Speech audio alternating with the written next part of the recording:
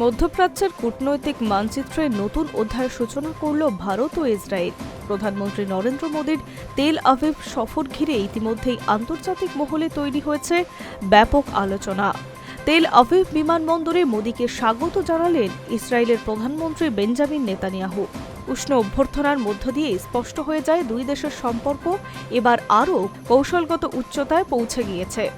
সফর শুরু থেকেই ভারত ইসরায়েলের বন্ধুত্বের বার্তা তুলে ধরেছেন দুই দেশের শীর্ষ নেতৃত্বরা।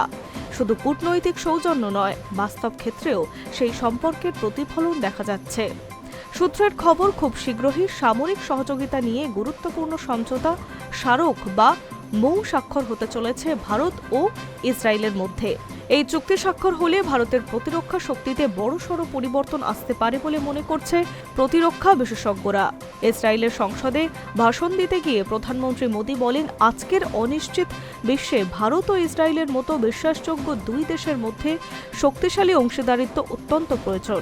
তাই এই বক্তব্য শুধু রাজনৈতিক বার্তা নয়, ভবিষ্যতের প্রতিরক্ষা জোটের দিকেও স্পষ্ট ইঙ্গিত দিচ্ছে। ইসরায়েলের একটি স্থানীয় সংবাদ মাধ্যম সূত্রে খবর, এই সামরিক চুক্তি দুটি গুরুত্বপূর্ণ